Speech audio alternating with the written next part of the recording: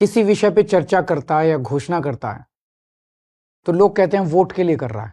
कई वादे किए जाते हैं धर्म के नाम पे, कई वादे किए जाते हैं जाति के नाम पे, कई वादे समाज के निचले तबके के लिए किए जाते हैं और कई वादे कुछ चंद उद्योगपतियों के लिए किए जाते हैं।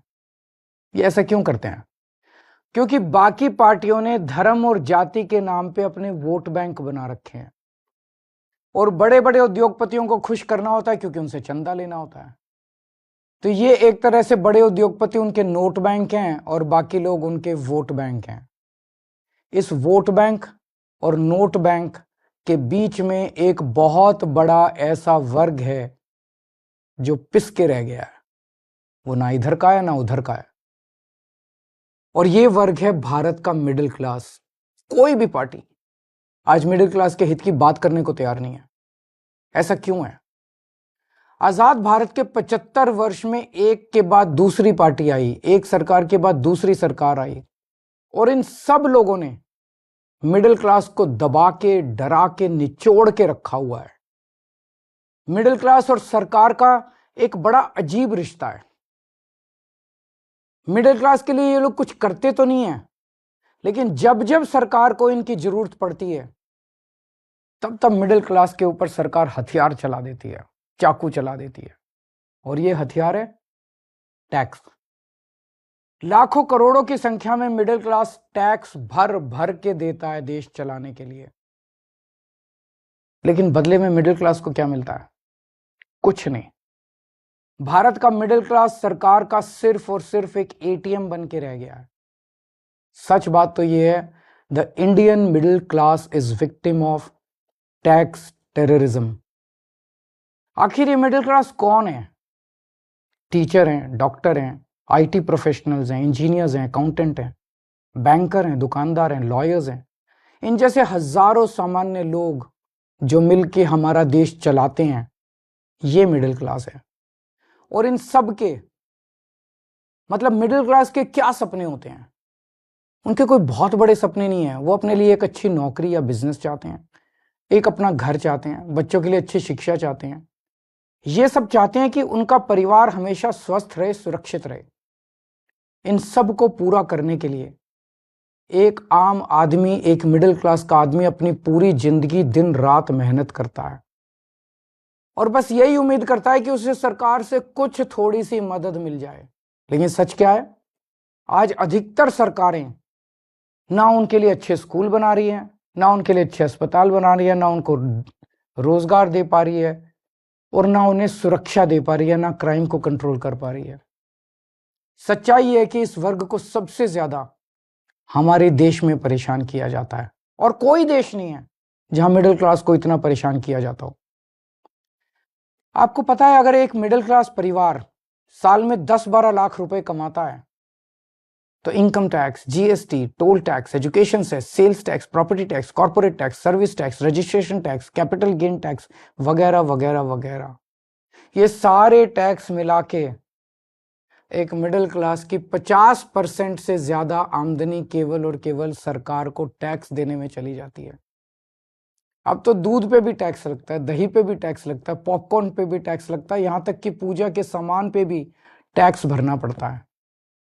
घर लेना हो तो टैक्स, घर बेचना हो तो टैक्स, गाड़ी खरीदो तो टैक्स, गाड़ी बेचो तो टैक्स, बच्चों को अच्छी शिक्षा देनी हो तो पहले प्राइवेट स्कूल की महंगी फीस की मार और उसके ऊपर अच्छे कॉलेज भेजने के लिए एजुकेशन लोग और उसकी ईएमआई पे डबल मार। जीते जी टैक्स तो देना ही पड़ता है, लेकिन अब तो सरकार ने ऐसी हालत कर दी है कि मरने के बाद भी टैक्स देना पड़ता है। और इस टैक्स टेररिज्म के बीच मजाल कि वो अपने सपने पूरे करने की कोशिश करे। सच्चाई है कि आज एक यंग मिडिल क्लास कपल, शादीशुदा कपल, उसके लिए फैमिली प्लानिंग एक फाइनेंशियल डिसीजन बन गया है। जब वो बच्चा पैदा करते हैं तो पहले सोचते हैं उनके मन में सब, क्या हम इस बच्चे की परवरिश अफोर्ड कर पाएंगे? कहां पहुंच गया हमारा समाज? यही सब परेशानियों की वजह से बहुत से लोग देश छोड़ के जा रहे हैं। 2020 में 85,000 भारतीय देश छोड़ के विदेश चले गए और 3 साल बाद 2023 का आंकड़ा दिखाता है कि 3 गुना यानी कि 2,16,219 लोग देश छोड़ के चले गए। ये हमारे देश के लिए बहुत बड़ा नुकसान और दुख की बात है, क्योंकि ये युवा जो हमारे देश का भविष्य बन सकता था, आज किसी और देश का भविष्य बन रहा है। अब ये समस्या है, लेकिन इसका समाधान क्या है? सरकार के पास पैसा जनता से आता है। अब इस पैसे को खर्च करने के दो ही तरीके हैं। या तो सरकार इस पैसे को जनता की भलाई पे खर्च करे, शिक्षा पे, स्वास्थ्य पे, ऐसी बेहद जरूरी बुनियादी सुविधाएं बेहतर करे, लोगों का जीवन बेहतर करे। और या फिर दूसरा तरीका है कि अपने उद्योगपति दोस्तों को कर्ज दे दे और थोड़े दिन में वो कर्ज माफ कर दे, जनता के पैसे डुबो दे।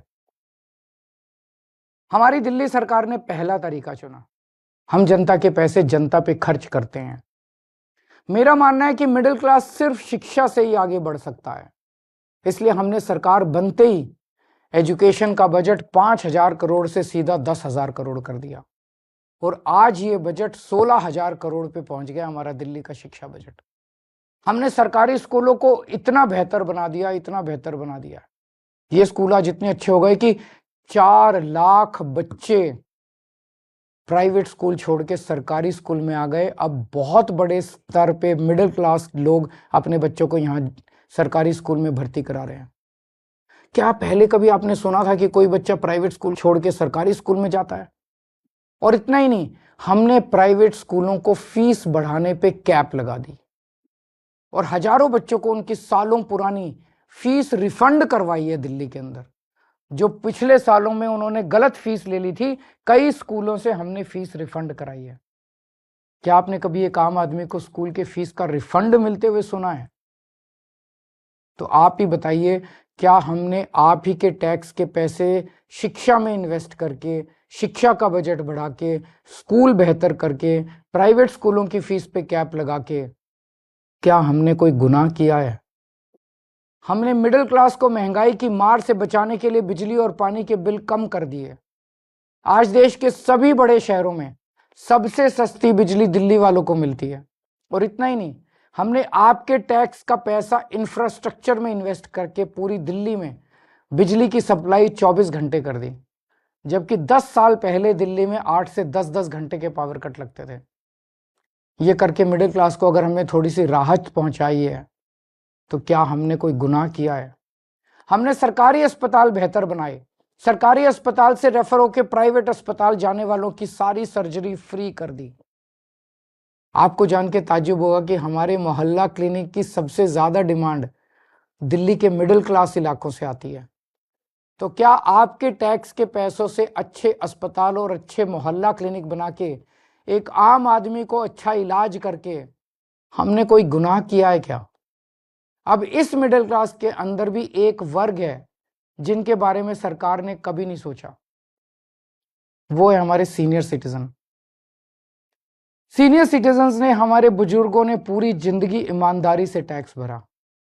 मोटे मोटे तौर पे देखें तो एक एवरेज मिडिल क्लास का आदमी रिटायर होते होते कम से कम अपनी पूरी जिंदगी में 1 से 1.5 करोड़ रुपए का टैक्स तो दे ही देता है।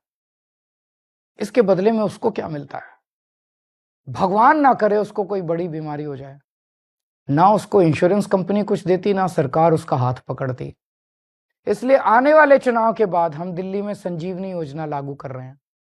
इस योजना के तहत 60 साल से ऊपर के सभी सीनियर सिटीजन्स को सरकारी और प्राइवेट अस्पताल में बिल्कुल फ्री इलाज मिलेगा।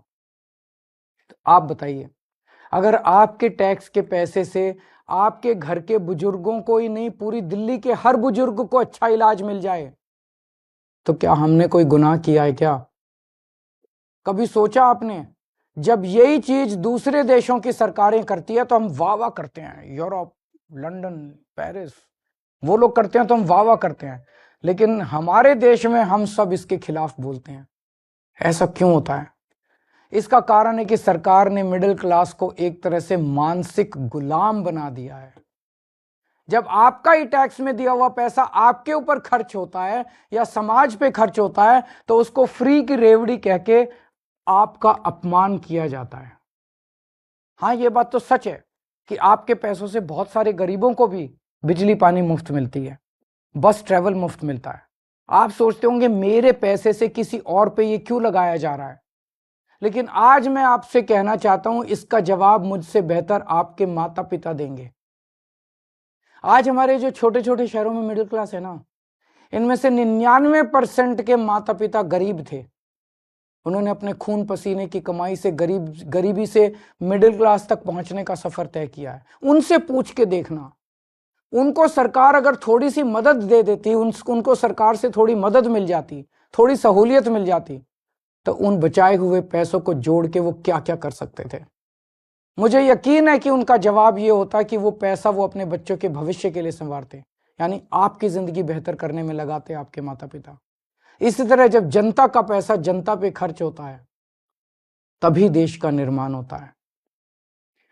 लेकिन ताज्जुब की बात यह है कि करोड़ों की तनख्वाह पाने वाले, लाखों की गाड़ियों में घूमने वाले, महंगे महंगे सूट पहनने वाले पत्रकार एयर कंडीशन स्टूडियो में बैठ के मिडिल क्लास को मिलने वाली छोटी छोटी राहतों पे सवाल उठाते हैं। बड़े बड़े सरकारी कोठियों में रहने वाले नेताओं को आप ही के पैसों से फ्री बिजली मिलती है, आप ही के पैसे से फ्री पानी मिलता है, आप ही के पैसे से ऐशो आराम की सारी सुविधाएं मिलती है, तब उसे फ्री की रेवड़ी नहीं कहते। हमने दिल्ली में मिडिल क्लास को राहत देने की पूरी कोशिश की और आगे भी हम करते रहेंगे। मिडिल क्लास को ऊपर पहुंचाने में कोई कसर नहीं छोड़ेंगे, उनको राहत देने में कोई कसर नहीं छोड़ेंगे। और आज हम केंद्र सरकार से भी ये अपील करते हैं कि हमारे देश के असली सुपर पावर भारत के मिडिल क्लास को पहचाने। आज मैं ये ऐलान करता हूं कि मैं और आम आदमी पार्टी सड़क से लेकर संसद तक मिडिल क्लास की आवाज बनेंगे, उनकी आवाज उठाएंगे, उनके मुद्दों को उठाएंगे। आज से 2 हफ्ते के बाद देश का अगला बजट आने वाला है। इस लोकसभा के सत्र में आम आदमी पार्टी के सांसद मिडिल क्लास के मुद्दे संसद में उठाएंगे। मिडिल क्लास की आवाज की गूंज अब संसद में सुनी जाएगी। हम ये मांग करते हैं कि देश का अगला बजट मिडिल क्लास को समर्पित हो। आज मैं केंद्र सरकार से 7 डिमांड कर रहा हूं, 7 पॉइंट डिमांड्स मिडिल क्लास की तरफ से। पहला, शिक्षा का बजट 2% से बढ़ा के 10% किया जाए, प्राइवेट स्कूलों की फीस पे लगाम लगाई जाए पूरे देश में। दूसरा, उच्च शिक्षा के लिए, हायर एजुकेशन के लिए सब्सिडी और स्कॉलरशिप्स दी जाएं। तीसरा, हेल्थ का बजट भी बढ़ा के 10% किया जाए और हेल्थ इंश्योरेंस से टैक्स हटाया जाए। चौथा, इनकम टैक्स की छूट की सीमा को 7 लाख से बढ़ा के कम से कम 10 लाख किया जाए। पांचवा, एसेंशियल कमोडिटीज के ऊपर, आवश्यक वस्तुओं के ऊपर से जीएसटी खत्म किया जाए। छठा, सीनियर सिटीजन्स के लिए मजबूत रिटायरमेंट प्लान और पेंशन की योजनाएं बनाई जाएं और देश भर में सभी सरकारी और प्राइवेट अस्पतालों में सीनियर सिटीजन्स को मुफ्त और अच्छा इलाज दिया जाए। और सातवां, बुजुर्गों को पहले रेलवे में 50% कंसेशन मिलता था जो बंद कर दिया गया, उसे दोबारा चालू किया जाए। ये है हमारा मिडिल क्लास का मैनिफेस्टो। अगर आप हमारे मिडिल क्लास मैनिफेस्टो से सहमत हैं तो हमारी वेबसाइट middleclassmanifesto.com पर साइन करें और आप अपनी भी आवाज केंद्र सरकार तक पहुंचाएं। अगर देश का पूरा मिडिल क्लास एक साथ एकजुट होकर अपनी आवाज उठाएगा तो सरकार की हिम्मत नहीं है कि वो आपकी आवाज ना सुने। सरकार को आपकी आवाज सुननी पड़ेगी।